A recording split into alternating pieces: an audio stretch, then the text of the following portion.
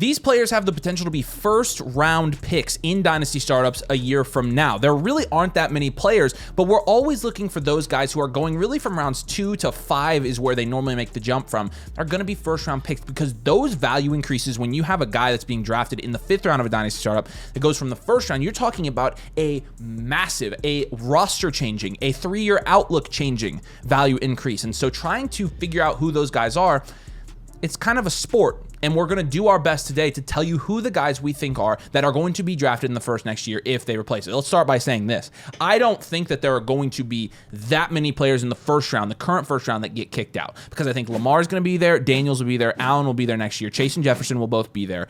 Hurts, I think, is on the fringe, okay? Yep. So let's count how many guys we think are on the fringe. Amon-Ra, Hurts, Puka, Bowers, BTJ, because they're already on the fringe. I would say Burrow, and then the 2 backs as well are always have the potential to move down in the 2nd. Yep. So that gives us about 6 or 7 spots maximum, if that even changes. The most likely scenario here is that the 1st round is 80% the same next year. But again, looking back at last year, who were guys that were going in the 1st last year that occasionally Mahomes, Marvin Harrison Jr. was also occasionally going in the 1st. Even a couple years ago, guys like A.J. Brown were going in the 1st round. Caleb Williams was close to the Caleb first. Williams was he was right at the turn last year as well. Kyler Murray was in the 1st round just 2 years ago. Breece Hall was in the 1st round. Herbert was close 2 years ago. And so there are guys that you do have some shuffle in. I mean, and the new guys are obviously, some of the guys we mentioned, Gibbs and Neighbors, guys like that. And so who are the guys we think are going to move up into that 1st round? This is a big value increase. Again, this is all conjecture, but it's definitely I think we've got it narrowed down. I think it's going to come from this pool of players. And let's start with Drake London. Drake London could honestly go in the 1st round right now. And I'll prove it to you. Because, London on a per game basis last year, I mean, actually just on a total basis, he was the wide receiver 5. So he's a top 5 wide receiver. He is 23 years old. Okay, he's tied to a quarterback that, we will get assurance. I think what people want to see with Drake London is assurance that Michael Penix can support him as a top 5 wide receiver again. But we are pretty confident that that's already going to happen. And so, the argument you could make against Drake London is, he was 16.5 points per game last year, which was 13th. I don't think we've seen Drake London at a ceiling, though. And the reason I say that is because, we look at Drake London, it's like, okay, he finally got a good situation, and look what he did. Actually, his situation kind of sucked last year. You had multiple quarterback changes. Kirk Cousins was playing off an ACL. You have a rookie quarterback in Michael Penix coming in, and he still was the wide receiver 5. Also, him staying healthy and playing 17, 16, and 17 games in his first 3 years is a huge plus. Being on the field is a huge plus when you're talking about taking guys early. I like the safety of that. And would I be super surprised if he outproduced this year Amon-Ra St. Brown or Puka or BTJ? No. I wouldn't. And so at the point where you get 2 straight seasons of that, and if he builds on what he did last season, I think there's almost no question he's going to be going at the turn next year. I think he could be going at the turn now. Like I said, I think people are apprehensive about the quarterback situation, which I totally understand. But with Drake London, again, this is a guy that is only 23 years old, has played only 3 years in the NFL, and has proven himself, from a route running perspective as well. We've looked at his reception perception profile on here. I mean, it is fantastic. It is like off the charts fantastic. I'll let you read it. Hold on. It's 79th percentile against man, 77th against zone, and then 87th in press. Very versatile as a route runner across the board. I mean, he'll run all over the field, and really is. He plays almost an X receiver skill set wise, but he really can do essentially anything. And you were able to see that last season as Kirk Cousins, even in Kirk Cousins, one of his worst seasons in the NFL as a starter, kind of unlocked what Drake London was capable of doing across the board, not to mention the other assets in that offense like Mooney and even Bijan Robinson from a pass catching perspective as well. So I think Drake London with Michael Penix last season actually really came on even more and showed higher upside than we had seen all year. He showed a really nice consistent floor all season, and then he just went absolutely bananas with target volume over the last 3 weeks of the season. Really after the bye week, 16, 10, 3, 8, 13, and 18 in week 18 against Carolina, where he scored like 40 points that week. The target volume, the floor is amazing. He does not require a ridiculous amount of touchdowns to be productive, but when he does score touchdowns, it's a lock for 20-plus points any given week. So it's pretty awesome. And basically, in the write-up here, what Matt Harmon says was, from a route running and talent standpoint, he's already probably a top 10 receiver in the NFL. Yeah. His path forward in production is tied to Michael Penix, which is exactly what we're saying here. He did mention, and this is probably important to note schematically, Michael Penix did, unlock some of his potential on outbreaking routes, which makes sense because Michael Penix has historically very good ball placement accuracy on outbreaking routes like that, but needs to unlock, a little bit of more of his middle of the field stuff, which will be important. But, Drake London is an X. And so I would bet that he's going to be going at the turn next year. I think he already could. I feel as comfortable with him as I do some of the other guys at the turn right now, but he's probably my number one pick if I had to say who is the most likely to be going in the first round in Dynasty drafts next year. Yeah, next guy we'll have here is Marvin Harrison Jr. I mean, why do I think that he could be a certified first-round pick in Dynasty next season in Superflex formats? Because he just was as a rookie before he even stepped on the field. That's what people thought about him heading into the year, and that's what people will think about him when he even shows that he can be a semblance of what we think that he's capable of being at the NFL level going into his second year. After a 900-yard season when expectations were through the roof, I mean, the expectations for Marv were Neighbors and what Neighbors did as a rookie, and he wasn't able to do that his rookie season. We've talked about catchable target rate before, 68.1% catchable target rate. 68% of the targets that he got on the year, which he got like almost 120, were even catchable. That's 64th among wide receivers in the NFL. I think people kind of overplayed the drops that he had in the route running and stuff. He only had 3 drops on the season. The connection between him and Kyler was just not as good as we thought it could be. And again, a lot of that is on Kyler. I think very similar to Drake London. The reason why Drake London is being shorted, very similar situation with Marvin Harrison Jr., where it's like, okay, well, you got to show that you can transcend that you can transcend quarterback situation. Whether it's Kyler long-term, whether it ends up being someone else long-term, you have to show us that you can be productive for the Arizona Cardinals and also take over, not take over, but produce alongside Trey McBride, who commanded like 140-plus targets last season. That is a big question there as well. All that to say, I mean, we've talked about Marvin Harrison Jr. as one of our favorite buys this offseason and has continued to be that because you've already seen what his value ceiling could be.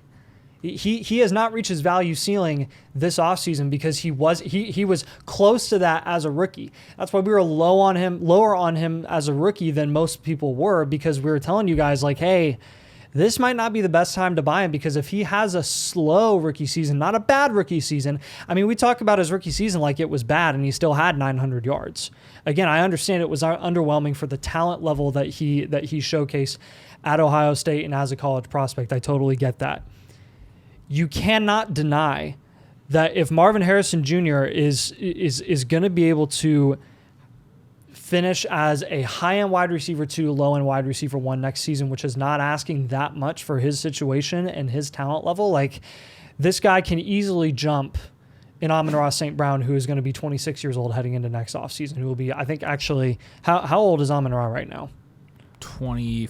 I think he's 25 and a half. He'll be 26, I think, close to when the season starts, or a little soon after the season starts. Amon-Ra will be 26, so he'll be going on 27 heading into the 2026 season, and that's when you do have a lot of room for these younger guys like Drake London, like Marvin Harrison Jr. to rise up boards and just take over, because they've shown from a production perspective they can be 80 to 90% of what Amon-Ra is, but they have 3 years on them.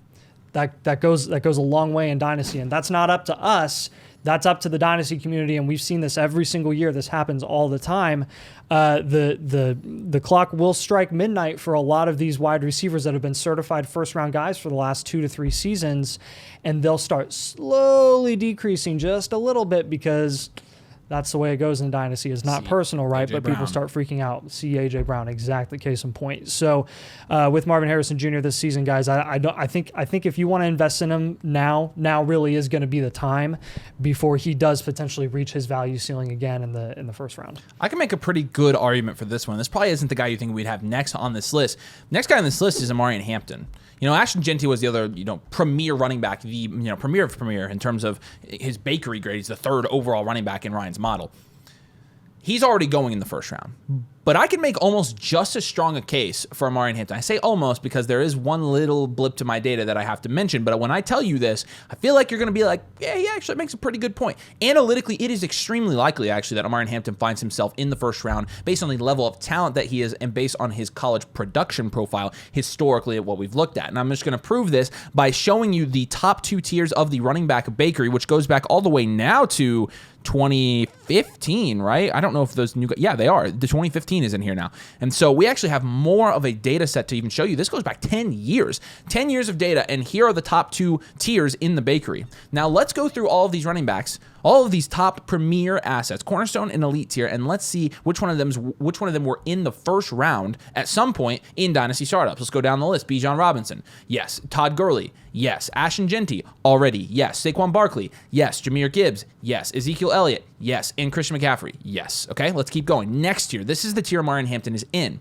Leonard Fournette, yes. Jonathan Taylor, yes. Travis Etienne, yes. Dalvin Cook, yes. Breece Hall, yes. Melvin Gordon. He got as high as like the early second in the farthest of ADP data I have back is 2019, and he was pick 19. So it was mid-second round pick. He is the only, and he's the bottom of that tier. He's the only slight exception to the first round rule in those first 2 tiers of running back talents in the bakery. And so what this tells me is, even if I can't say with 100% certainty that this is going to happen, historically, guys with the prospect profile of Omarion Hampton tend to end up in the first round of Dynasty startup drafts at some point or another. And yeah, you could also make the argument, Dalvin Cook, guys like Dalvin Cook and Melvin Gordon and even Ezekiel Elliott Todd Gurley were big at times where running back was way overvalued in Dynasty compared to now. And that's very true. However, we're talking about Omarion Hampton.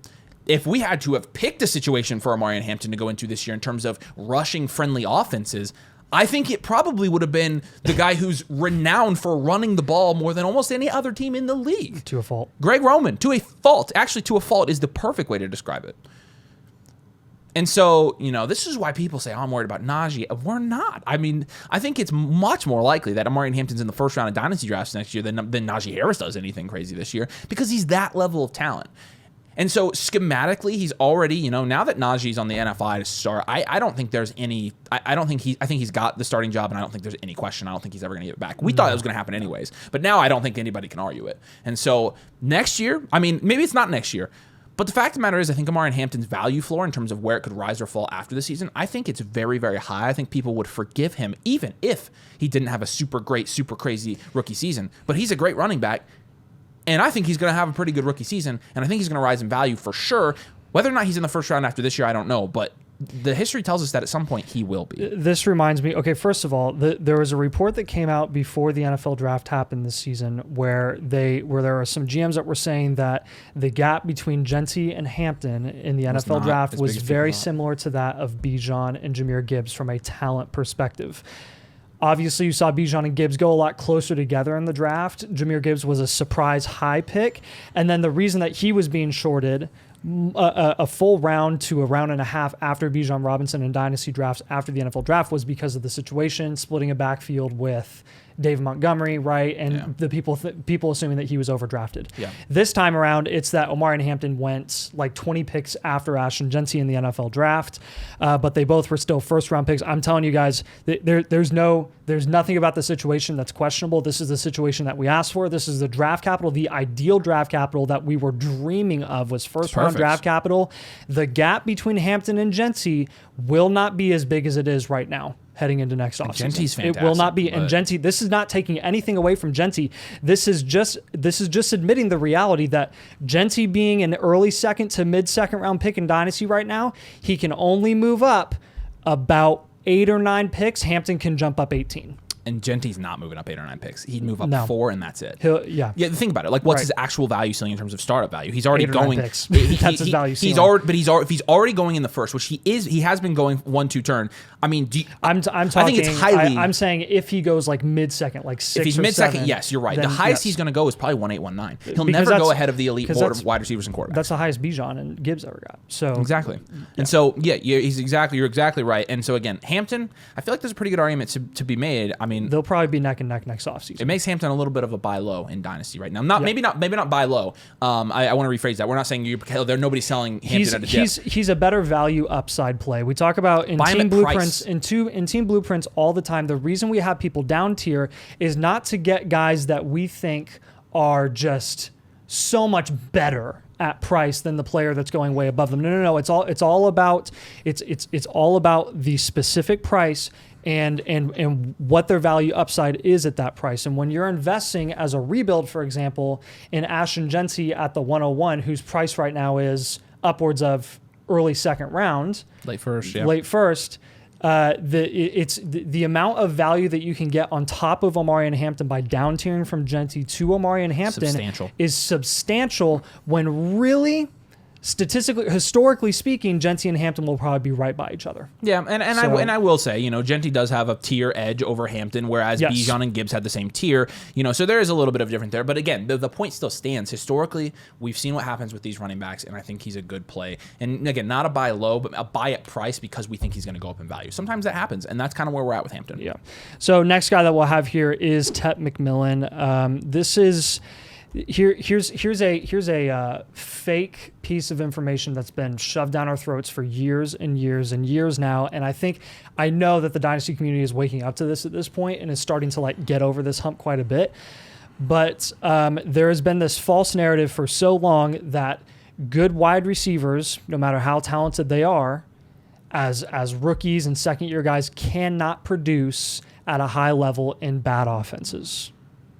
Malik Neighbors, Brian Thomas Jr., even Jamar Chase, Justin Jefferson, all these guys have actually, they were in good offenses, but really Malik Neighbors and BTJ have kind of put this down. They've put that to rest. This is just not something that we can project year in and year out and say, okay, because this guy's in a better offense, he's guaranteed to produce at a higher level.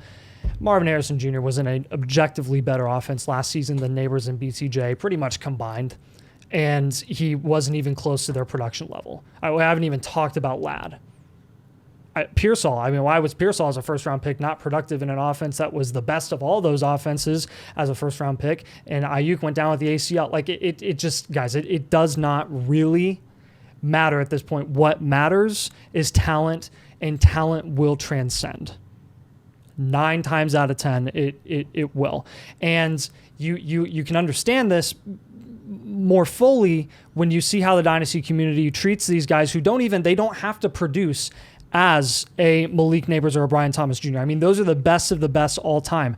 We just mentioned Lab McConkey. Talk about Lab McConkey, who finished as a wide receiver 2, which is not asking that much for a guy who was the only weapon in his offense and a decent offense that runs the ball quite a bit. In points per game, he was a mid-wide receiver 2. 15 points per game. Again, exceeded expectations, very solid, 1,100 yards. Okay, we're getting to a point now where some of these most talented wide receivers that are coming out as rookies, because of the NFL game as we know it today is such a pass-happy league where they like to utilize these wide receivers. It's a golden age of wide receivers. It's not nearly as difficult for wide receivers to get well above 900 receiving yards in their rookie season. Ladd got over that a little bit. Not by that much. It wasn't anything that floored us. And this guy was a second-round pick, right? Right. So you're looking at a guy like Tet going into a situation where Adam Thielen, Jalen Coker, and Xavier Legette all at one point last season were all productive. I don't really know what else you could ask for a guy who was drafted top 10. I'll go even further than this, guys. I don't think I've ever seen a wide receiver shorted more than a top 10 draft capital wide receiver being shorted more than Tet McMillan has from start to finish. When it's come from to prospect analysis before the NFL draft started to post-draft analysis with the situation and everything, you're talking about a top 8 wide receiver. This guy went 2 picks after Malik Neighbors did in 2024. 2 picks. This is a situation where Romo Doon Zay was drafted in the same range as Tet McMillan was this season, and Romo Doon Zay was being ranked higher. We need to stop just assuming that Tet McMillan skill set wise, is he going to command Malik Neighbors level volume as a rookie? I don't think I'd go that far. No. It doesn't matter. We do not require that volume for Tet McMillan to shoot up boards. We don't. We really, really don't. And I would implore you guys, if you are a rebuild or a reload team and you have Tet McMillan right now, I would probably not be moving off of him, because everybody else in that value range has equivalent, if not lower value upside than he does. He's on the low end of a big tier of wide receivers where it's Marv, JSN, Ladd, and then AJ Brown and Garrett Wilson. Talk about shorting guys for situation. Why are we not shorting Garrett Wilson instead?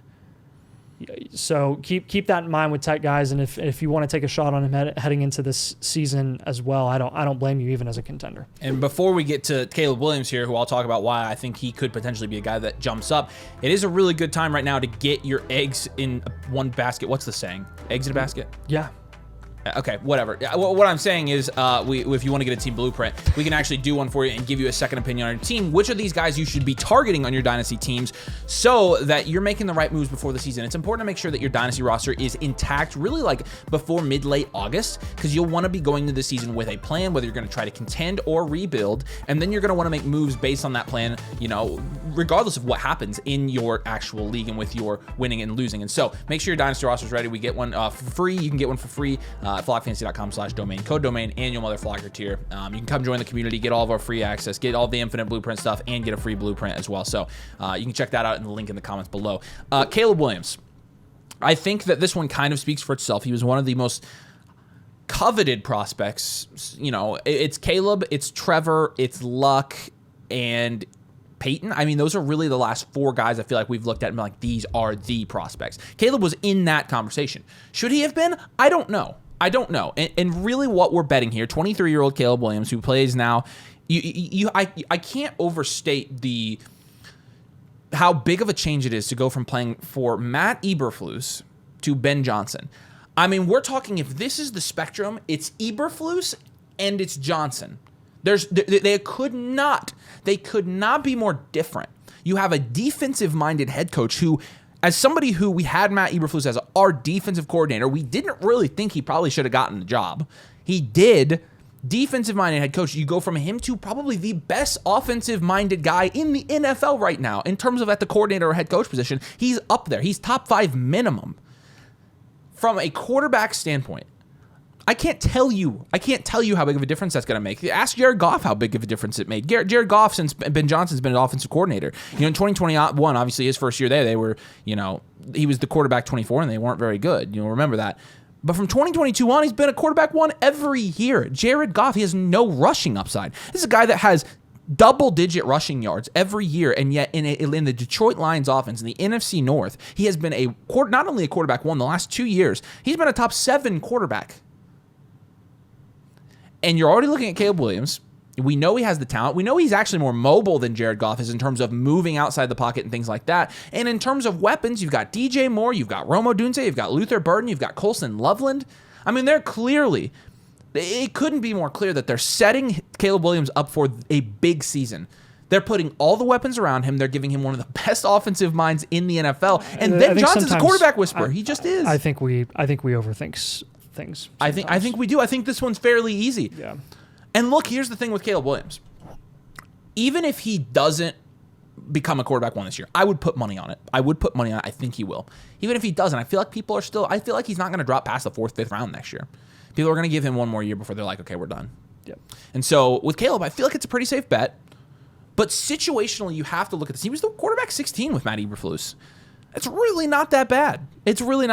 So, again, last year on the ground, 81 attempts for 489 yards. I cannot overstate how much that's going to matter when instead of throwing 20 touchdowns and 3,500 yards, he throws for 4,500 yards and he throws for 30 touchdowns. Because then you add that with his rushing production, and what do you get? A top 6 quarterback.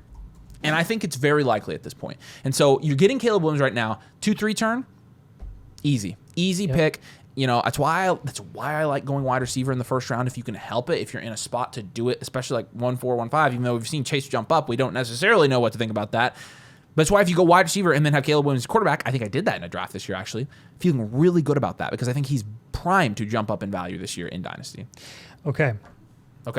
Everyone knows to take our opinion on Colts players with a grain of salt here. So I'm just telling you, not only take this with a grain of salt, but actually do the exact opposite of what I'm about to tell you. Okay, here we go. Don't draft Tyler Warren. Don't invest in him right now. Don't buy him low before he does not increase in value. True. Heading into the season. Don't do it. Completely ignore all of the legitimate beat writer reports coming out right now out of Colts camp where he is lining up in the backfield, lining up in the slot, lining up on the outside, getting opportunities and touches in every one of those situations. And oh, by the way, you heard it here first, folks. Tyler Warren is the next franchise quarterback for the Indianapolis Colts. He's getting passing opportunities. He is throwing touchdowns in the red zone right now.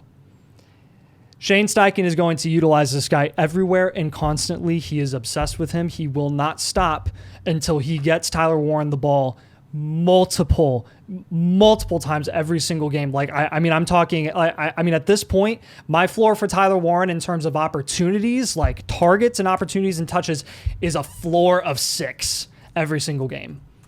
I don't think that's asking very much for a guy who was drafted top, 15 in the NFL draft this year. So again, all that to say, don't get Tyler Warren before he shoots up boards. And again, you don't have to look any further than last season. I understand from a talent perspective, upside perspective, athletically, like Brock Bowers, better. Not a question. I'm not saying that Tyler Warren is going to be Brock Bowers.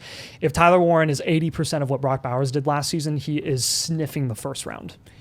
He's at least very, very close.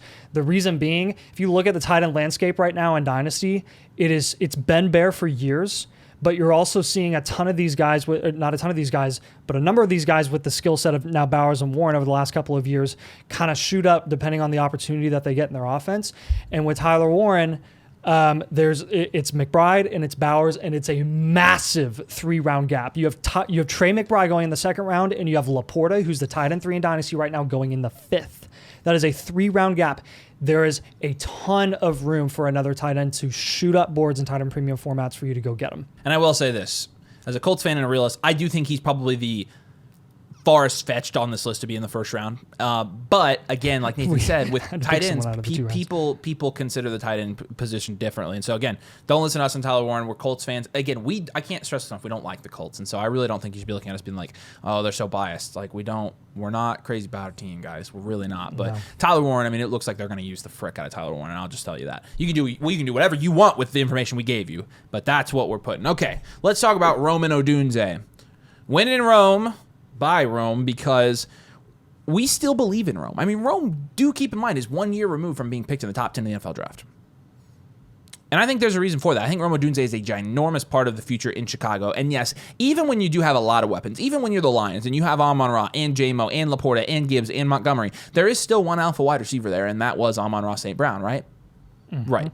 And so who's that going to be in Chicago? Well, you might make the argument that's going to be DJ Moore in this year. And you could be right. In fact, I think you're more likely to be right. But there is an outside possibility that we're not dismissing, that it's Rome Odunze. I think at some point it's going to be Rome Odunze. I think Rome Odunze is their future. And this may not happen this year. I think with the target competition that it's very hard to make an argument that this would happen now. But Rome Odunze is somebody, when you're talking about the guys in the range that we're looking at here, and that's like the 4th, 5th round. Let me just go through some of these guys. JT's not getting back up there. JJ McCarthy could, but he would have to be Burrow. Higgins isn't making it back up there. Guys like McCaffrey, Breece Hall, Travion Henderson. Henderson has a decent shot, of course, but, he'd have to be really, really good. I don't know if he's that complete of a prospect to be the Gibbs that we see up there. Baker, Egbuka, Love, Henry, Judkins, Jacobs, Moore, Chase Brown. In terms of ceiling from a wide receiver talent perspective, and even comparing to other wide receivers going above and behind him, Rashee Rice. Rashee Rice is great. He's a very different player than Rashee Rice. Rome is a more complete prospect and player than Rashee Rice is and was. It's just a fact. That's just facts. JSN, I think, analytically between JSN and Rome Odunze, JSN gets the nod here. He's a tier above him. I would make the argument that Rome Odunze, they're very different types of receivers. I'd make the argument that Rome Odunze, from a pure ceiling standpoint, has a little bit of a higher ceiling. Although I do like JSN's ceiling, he should be honorable mention on this list. But even him, guys like T. Higgins, I think he's got a higher ceiling than T. Higgins. Obviously, Tet and Travis, we don't necessarily know. Egbuka, undoubtedly. there's not even close. DJ Moore, Jordan Addison, Zay Flowers, George Pickens, DK Metcalf, Xavier Worthy, Devonta Smith. He has the better archetype as a receiver to be a dominant alpha, like wide receiver 1, top 5 wide receiver. He has that talent. He has that upside. He has the play style. He fits the mold of a guy who could be that. It's just a matter of how much does the actual target competition take away from him. And, if you want to say, I don't think it's going to be Rome this year, I honestly probably agree with you.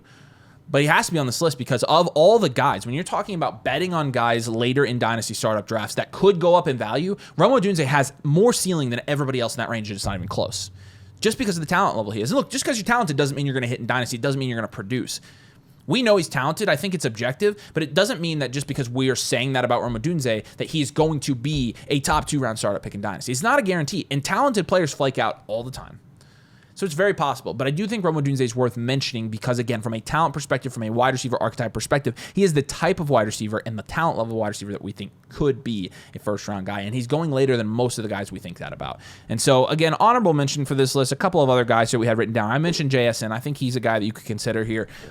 He has that ceiling from a prospect standpoint and from what we saw him do last year. Travion Henderson, I think that you could make the argument for Henderson. From a prospect standpoint, I don't think he's as complete a prospect. Like I think somebody. I think you have to be elite at a lot of those traits to be a first round guy like Gibbs, and I think he's probably like a tier 2 below Gibbs in terms of his traits. But definitely with his receiving skill set has that potential to go that high.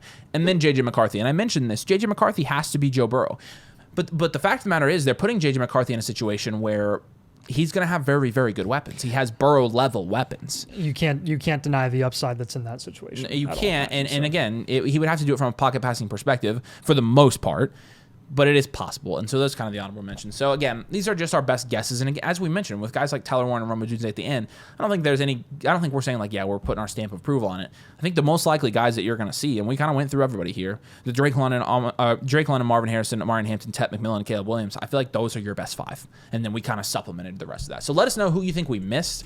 I don't think we missed anybody incredibly obvious. I don't know who people would make a big argument for. The rest would be rookies. Like you could sprinkle in a little Quinshon maybe somebody goes like, hey, I think Garrett Wilson's going to be there. I think Nico will be there next year, which would be surprising with his age. Right. And so I think, but again, let us know in Travis the comments. Hunter Yeah, Travis Hunter. I think Travis Hunter Travis Hunter is an honorable mention, has to be on this list. Of course, he has the upside to be a first round pick, and so we'll see if that happens. There's so much to play out there. We didn't want to go into it, and we've talked about him enough. So. Yeah. Drop a like on the video, and if you play Dynasty, would you please subscribe for us, because it really helps support the channel. We're pretty much self-funded at this point, and so basically you guys in your support helps support us and helps us do this for a living, so we appreciate if you drop a like and subscribe. It helps us out a ton. Again, get a blueprint. It's a good time to get one. We don't have a super long queue, and in August it really ramps up, and so if you're wanting a quick turnaround, now's a good time to get one. But thank you guys so much for watching. We appreciate you, and we'll see you on the next vid.